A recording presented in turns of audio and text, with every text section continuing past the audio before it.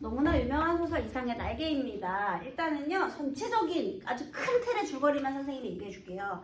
여기서 공간적인 배경이 1930년대 33번지 유곽이에요. 얘는요, 사실 식민지 사회의 축소판이라고 생각하시면 되겠습니다. 이 공간적인 의미 자체가요, 예, 식민지 사회의 축소판 이라고 생각하시면 되는데요. 일단 우리 근대화가 일어나긴 했죠. 근데 잘못된 근대화가 일어났잖아요. 그래서 예를 들면 자본주의, 타락한 자본주의라든지 또 성적인 그런 관념들도 많이 타락하게 돼요. 왜냐면 식민지의 그런 백성들을 뭐 이렇게 좋게 대하겠니? 그쵸? 그 다음에 있잖아요. 먹고 살기가 힘들어져요. 그러면 먹고 살기 위해서 어쩔 수 없이 매춘행위를 하는 이제 여자들도 생각이 나거든요. 그 중에 한 명이 나의 아내예요. 나하고 아내는 같은 집에 살지만 윗방과 아랫방으로 이렇게 구별이 되어 있어요. 내가 나가려면 마누라방 통해서 나가야 돼. 이렇게. 자, 여기는 해가 잘 들어서 밝고 옷도 많아요. 난 옷도 한 벌밖에 없고요. 그거 어두워요. 그리고 맨 처음에 시작할 때 박제가 되어버린 천재를 하시오. 이렇게 시작을 하거든요. 그러니까 얘는 천재는 천재야. 근데 쓸모없는 천재죠. 그래서 이 나는요, 무기력한 식민지 지식인의 전형이에요. 이 표현 자체가, 박제가 되어버린 천재라는 표현 자체가요, 무기력한 식민지의 지식인, 이런 의미를 갖고 있어요. 그래서 나는요, 처음에는 여기서 나갈 생각이 없거든요. 그리고 나는 아내에게 봐봐, 내가 나가려면 여기 통해서 나가야 되잖아. 그러니까, 그리고 아내가 나한테 돈도 주는데 처음에는 내가 돈 필요 없고 나가질 않으니까 돈도 버리고요. 그리고 아내가 내가 머리가 아프니까 두통약을 줘요. 그래서 아내가 주는 약도 받아 먹고요. 원래 두통약은 아스피린인데요. 알고 보니 그 아스피린의 정체가 아스피린이 아니라 그 A는 아달린의 A였어요. 아달린은 수면제거든요. 그러니까 처음에 내가 그걸 몰랐는데 나중에 알게 됩니다. 그래서 여기 아스피린과 아달린이라는 표현이 본문에 나오기도 하고요. 그래서 어쨌든 나는 아내에게 종속된 채로 살고 있어요. 그 다음에요, 얘는, 이 아내는요, 지금 몸을 팔아서 매춘행위를 통해서요, 생계를 유지하는 사람이에요. 자, 그러면 각각의 인물들은 어떤 의미를 가지고 있느냐. 나는 일단 나가기 싫어해요. 나갈 의미도 찾지 못하고요. 그래서 얘는 폐쇄적인 자, 즉 현실과 단절된,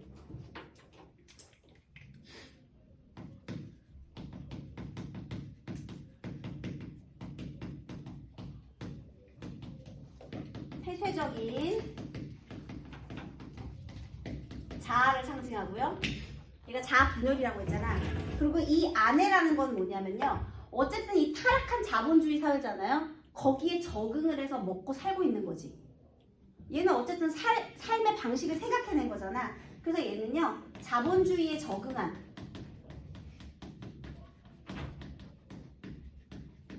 현실적인 자.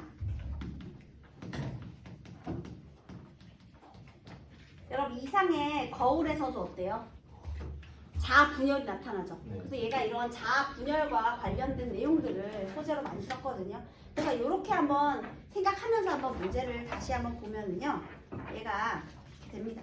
자, 일단 처음에는 이렇게 무기력하게 막 살아요. 그러다가 얘가요, 나중에 외출을 하거든요. 외출을 무려 5번이나 해요.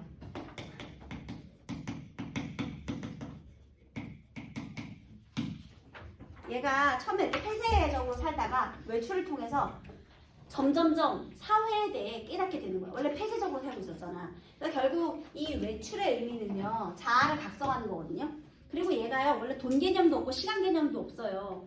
그러니까 그 아내가 몇 시까지 오라 그래도 그런 걸 몰라. 언제 가야 되고 이런 걸 몰라.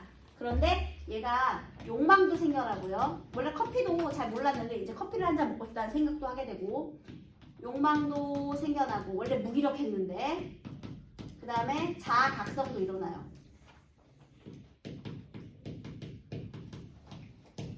그래서 자아도 각성하고, 그 다음에 뭐 돈에 대한 개념이라든지 시간에 대한 개념이라든지 그런 것도 깨우치게 되고요. 그래서 맨 마지막 장소는요, 33번지 유곽에서 시작해서 미스코시 옥상으로 신세계 백화점이에요. 명동 신세계 있죠? 그 그게 옛날에 우리나라에 처음 백화점이거든요. 거기 이제 옥상으로 올라가요. 그래서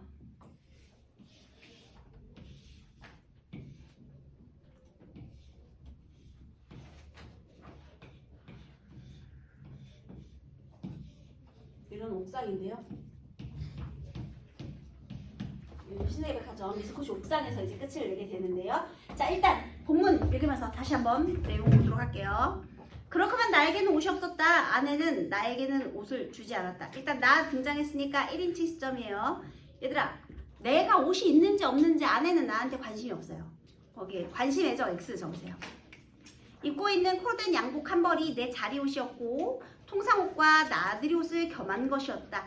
그러니까요. 집에서 없는 실내복이면서 그 다음에 계속 입는 옷이면서 평상복이면서 나들이 옷 그리고 옷이 한 벌 있는 거예요. 단벌이죠. 단벌. 그리고 하인에게 스웨터가 한 조각 사처를 통한 내 내의다. 그러니까 속옷도 안에 받쳐 입을 수 있는 것도 그냥 이렇게 하나 있는 겁니다. 그것들을 하나같이 다 빛이 검다. 나의 이런 부정적인 처지를 의미하는 것처럼 시커멓죠. 검어요. 그것은 내 짐작 같아서는 즉 빨래를 될 수 있는 데까지 하지 않아도 보기 싫지 않도록 하기 위한 것이 아닌가 한다. 나는 허리와 두 가랑이 세 군데 다 고무밴드가 끼워져 있는 부드러운 사루바다를 입고 아무 소리 없이 잘 놀았다. 그래서 사루바다가 뭐냐면요. 속바지, 남성 속바지 팬티인데요. 이렇게 생긴 거. 여기도 고무줄, 여기도 고무줄, 여기도 고무줄. 뭔지 알겠죠? 허벅지까지 내려오는 거. 자, 아무 소리 없이 잘 놀아도 네모하세요. 불만이 있어 없어? 거기 수동적 적으세요. 어느덧 손수건만 해줬던 볕이 나갔는데 아내는 외출해서 돌아오지 않는다. 나는 요만 일해도 좀 피곤했고 거기 무기력 적으세요. 또 아내가 돌아오기 전엔 내 방으로 가 있어야 할 것을 생각하고 얘가 취미가 있어요. 아내가 외출하잖아? 아내 방에 와가지고 화장품도 만져보고 아내가 입었던 옷도 만져보고 하는 거야. 무슨 변태마냥. 그게 나의 취미예요. 그래서요. 자, 아내 오기 전에 난 빨리 여기 윗방으로 올라가야지. 여러분 그래서 나는요. 아내에게 종속된 삶을 살고 있다는 것도 알 수 있어요. 거기 종속된 삶 이렇게 적으시고요. 내 방은 침침하다. 어두워요. 나는 이불을 뒤집어 쓰고 낮잠을 잔다. 한 번도 거둔 일이 없는 내 이부자리는 내 몸뚱이의 일부분처럼 내게는 참 반갑다. 잠은 잘 오는 적도 있다. 그러나 또 전신이 까짓까짓하며 영 잠이 오지 않는 적도 있다. 그런 때는 괄호하겠습니다. 아무 제목으로나 제목을 하나 골라 연구하였다. 나는 내 좀 축축한 이불 속에 참 여러 가지 발명도 하고 논문도 많이 썼다. 시도 많이 지었다. 괄호 닫으세요. 의미가 있어 없어? 없어. 마치 왜 우리 제위에 뜻없이 글자 쓰면서 시간 보내는 백석의 시에 나오는 장면하고 똑같죠. 그렇죠? 흰 바람벽이 있어 해서 걔가 방 안에 누워서 뒹굴다가 제후에 뜻없이 글씨 쓰는 그런 것과 똑같을 거여서 거기다가 무의미 적으세요. 그러나 그것들은 내가 잠이 드는 것과 동시에 내 방에 담겨 철철 넘치는 그 흐득흐득한 공기에 다 비누처럼 풀어져서 온데간데가 없고 결국 사라지는 것이라는 거죠. 무의미해요. 근데 있잖아요. 흐득흐득한 공기. 감각적이죠. 비누처럼 풀어져서 비유적이죠. 그래서 얘의 문체의 특징이 이렇게 감각적이고 비유적인 묘사가 자주 등장한다는 것도 특징입니다. 한참 자고 깬 나는 속이 무명 헝겊이나 메밀 껍질로 띵띵 찬 한 덩어리 베개와도 같은 한 벌 신경이었을 뿐이고 하였다. 그냥 무기력하게 지내고 있는 거예요. 그러기에 나는 빈대가 무엇보다도 싫었다. 그러나 내 방에는 겨울에도 몇 마리씩 빈대가 끊이지 않고 나왔다. 내게 근심이 있었다면 오직 이 빈대를 미워하는 근심일 것이다. 얘들아, 사회 현실, 이 심리지 현실이랑 관계가 있어 없어? 없지. 그러니까 오로지 나의 이 평범한 일상 속에서 이 무료한 일상을 흔드는 건 그저 빈대밖에 없다는 거야. 더 무료하죠, 여러분. 나는 빈대에게 물려 가려운 자리를 피가 나도록 긁었다. 쌀알이다. 그것은 그가 쾌감에 틀림없었다. 정말 무기력합니다. 나는 그러나 그런 이불 속의 사색 생활에서도 자, 줄 쉬세요. 적극적인 것을 궁리하는 법이 없다. 또 적으세요. 수동적. 내게는 그럴 필요가 없었다. 만약 내가 그런 좀 적극적인 것을 궁리해내었을 경우에 나는 반드시 내 아내와 의논해야 할 것이고 그러면 아내는 나에게 꾸지람을 들을 것이고 아내에게 꾸지람을 들을 것이고 여기서 줄 치세요. 아내와 의논해야 된다. 아내에게 꾸지람을 들을 것이다. 아내가 나를 통제하죠. 통제, 종속 이렇게 적을게요. 나는 꾸지람이 무서웠다는 보다도 성가셨다. 내가 제법 한 사람의 사회인의 자격으로 일을 해보는 것도 아내에게 사설을 듣는 것도 나는 가장 게으른 동물처럼 게으른 것이 좋았다. 될 수만 있으면 이 무의미한 인간의 탈을 벗어버리고도 싶었다. 나에게는 인간 사회가 스스러웠다. 수줍고 부끄러웠다. 생활이 수줍고 부끄러웠다. 모두가 서먹할 뿐이었다. 지금까지는 어떤 삶이에요? 이거죠. 네, 현실과 단절된 폐쇄적인 자아로서 무기력하고 수동적인 삶을 살고 있어요. 아내에게 종속된 무기력하고 수동적인 삶을 살고 있는 거예요. 여기서 벗어날 생각조차도 없어. 자, 그 다음에 이제 중요한 부분, 얘가 이제 계속 이제 외출하는 거예요. 그래서 외출하면서요, 내가 경성역에도 가보고, 그 다음에 커피숍에도 한번 가보고, 그렇게 점점점 많은 것을 깨우치게 되는 거예요. 사회화가 일어나고 있어요. 오타쿠가 밖으로 나왔네요. 여러 번 자동차에 침입 뻔하면서 그래도 나는 경성역을 찾아갔다. 빈자리와 마주 앉아 이 쓰디쓴 입맛을 거두기 위해 무엇으로나 입가심을 하고 싶었다. 커피? 좋다. 그러나 경성역 홀에 한 걸음을 들여놓았을 때 나는 내 주머니에는 돈이 한 푼도 없는 것을, 그것을 깜빡 잊었던 것을 깨달았다. 또 아득하였다. 여러분, 이거 마지막 외출이거든요. 결론 부분인데요. 아내가 준 돈 다 버려요. 왠지 아세요? 나중에 처음에는 돈이라는 개념을 몰라가지고 그래서 돈이 없었던 건데, 지금은 돈에 대한 개념을 깨달았어. 내가 산에서 뭔가를 하려면 그 바꾸는 교환 가치가 있어야만 깨우친 다음인데요. 그런데 왜 돈이 없느냐? 아내가 나한테 준 돈을 다 버리고 나왔어요. 왜? 이제 더 이상 종속된 삶을 살지 않겠다는 거죠. 아내에게 종속된 삶을 살고 싶지 않다는 나의 의지로 돈을 안 갖고 나온 거야. 마지막에. 아내가 나에게 수면제를 먹이고 있다는 걸 알았거든요. 아달린을 계속 주고 있었다. 그리고 아내의 매춘행위도 나중에 목격해요. 얘가 정해진 시간보다 먼저 들어가거든요. 비가 오고 춥고 그러니까 밖에 있기 싫은 거야. 그래가지고 들어갔는데 그만 목격을 하고 맙니다. 자, 그래서요. 돈이 없어요. 나는 어디선가 그저 맥없이 머뭇머뭇하며 어쩔 줄을 모를 뿐이었다. 얼빠진 사람처럼 그저 이리저리 왔다 갔다 하면서 지금 돈이 없는 걸 알고 당황했죠. 그리고 방황하는 거예요. 나는 어디로 들이다 쏟아졌는지 하나도 모른다. 다만 몇 시간 후에 내가 미스코시 옥상에 있는 것을 깨달았을 때는 거의 대낮이었다. 여러분, 지금 대낮입니다. 대낮에 미스코시 옥상. 나는 거기 아무데나 주저앉아 내 자라온 26회를 회고하여 보았다. 자, 여러분, 두두두두두두두 이 마지막 장면 여기에서요. 얘는 좀 확장해서 우리 본문이니까 한번 볼게요. 얘가 처음에서 뭘 했느냐면요. 26년의 삶을 회고해 보는 거. 네, 회고를 합니다. 그런데요. 몽롱한 기억 속에 이렇다는 아무 제목도 불거져 나오지 않았다. 이 26년의 삶을 붙일 제목이 없다. 그동안 나의 삶이 의미가 있다 없다? 의미가 없다. 중요한 사건이 하나도 없었던 거야. 나는 20년 동안 아무것도 의미 있는 일을 하지 못한 거예요. 나는 또 내 자신에게 물어보았다. 너는 인생에 무슨 욕심이 있느냐고. 그러나 있다고도 없다고도 그런 대답은 하기가 싫었다. 나 존재를 인식하기도 어려웠다. 허리를 굽혀서 금붕어나 들여다보고 있었다. 자, 이제 금붕어를 들여다봅니다. 금붕어는 참 잘들도 생겼다. 작은 놈은 작은 놈대로, 큰 놈은 큰 놈대로 다 싱싱하니 보기가 좋았다. 금붕어는 막 움직여요. 싱싱합니다. 내리비치는 5월 햇살에 금붕어들은 그릇 바탕에 그림자를 내려뜨렸다. 특히 금붕어의 이 지느러미. 얘가요. 하늘하늘 손수건 흉내를 내요. 하늘하늘 흔들어. 나한테 이제 그만 깨어나 하는 것처럼. 그래서요. 자, 얘는요. 의식을 깨우는 역할을 해요. 나의 굳은 의식을 깨워. 허리가 굽어있고 내가 그동안 굳어있었잖아요. 그런데 이제 의식이 일어나는 거야.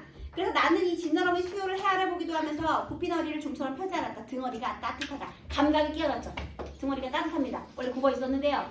그래서 이렇게 감각적인 인상을 드러냈고요. 나는 또 회탁의 거리를 들여다보았다. 그래서 의식은 깨어났거든요. 그런데 여러분, 내가 본 세상 회탁의 거리예요.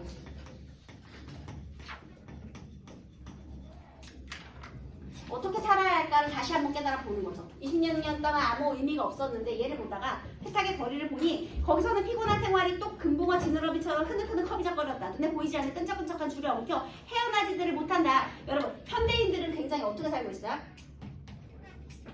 현대인 피곤해요. 그런데 벗어날 수 있어? 하지만 벗어날 수도 없어. 그걸 깨달은 거야. 그래서요. 나는 피로와 공복 때문에 무너져가는 몸뚱이를 들고 회탁의 거리 속으로 섞여 들어가지 않는 수도 없다 생각하였다. 그러니까 내가 만약에 살려면 일로 들어가야 된다고 생각을 한 거야. 다 그렇게 살아가니까. 나서서 나는 또 문득 생각해 보았다. 이 발길이 지금 어디로 향하는가. 그때 내 눈앞에는 아내의 모가지가 벼락처럼 내려 떨어졌다. 아스피린과 아달린. 자, 그 다음에 또 누굴 생각하냐면요. 이제 아내를 생각하는 거예요. 아스피린은 두통약이고 아달린은 수면제거든요. 우리들은 서로 오해하고 있느니라.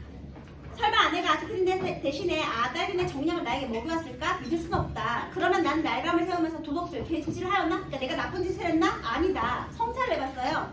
우리 부부는 숙명적으로 발이 맞지 않은 절름발이다. 얘네 부부는 로또예요, 여러분. 안 맞아. 존나 안 맞아. 평생 안 맞아. 그래서 자, 우리 부부관계에 대해서 생각을 해본 거야. 그러면 우리 부부관계는 근본적으로 이루어질 수 없는 관계라는 걸 깨달은 거죠. 야, 일로 갈 수도 없고 일로 갈 수도 없는 거야. 다시 집으로 갈 수도 없고 거의 사회화가 될 수도 없어. 이것도 안 되고 이것도 안 되면 그럼 난 어떻게 해야 돼? 그래서요, 그때 마침 뭐가 울리느냐? 띵, 정오의 사이렌이 울려요. 중요해요. 정오의 사이렌. 내가 거리로 나아갈 수도, 그 다음에 다시 집으로 갈 수도 없는 거야. 부부관계가 안 좋으니까. 그때 이 정오의 사이렌이요, 나의 의식을 각성시키는 매개체가 돼요. 각성의 매개체. 그래서요, 아, 나는 그때 이렇게 됐어요. 불현듯 겨드랑이가 가렵다. 아하, 그것은 내 인공의 날개가 돋았던 자국이다. 여러분, 옛날에 날개가 돋은 적이 있었대. 그러면 옛날에도 내가 사실 이 현실이 좀 잘못돼서 다시 새롭게 살고 싶다는 생각을 한 적이 있었다는 거야. 그러니까 지금 현실에 상관 다른 삶을 생각해 본 적이 있었지만, 그렇지만 그게 이제 실천으로 이루어지진 않았었거든요. 그래서 얘가 외칩니다. 날개야 다시 돋아라. 날자 날자, 한 번만 더 날자꾸나. 자, 그러면 날자 어떻게 하겠다는 거예요? 새로운 삶을 소망하면서 끝이 난 거죠. 사실은 죽었겠지 뭐. 그죠? 옥상이니까요. 그러니까 여기도 못 가고 거리로 사회화 될 수도, 그 다음에 과거에 마누라랑 같이 과거의 삶으로 갈 수도 없으니까요. 이렇게 나름대로는 날개를 선택한 건데요. 네, 자기 선택을 한 거죠. 그래서 여러분 이거 문제를 한번 풀어보시고요. 꼭 질문하시기 바라겠습니다.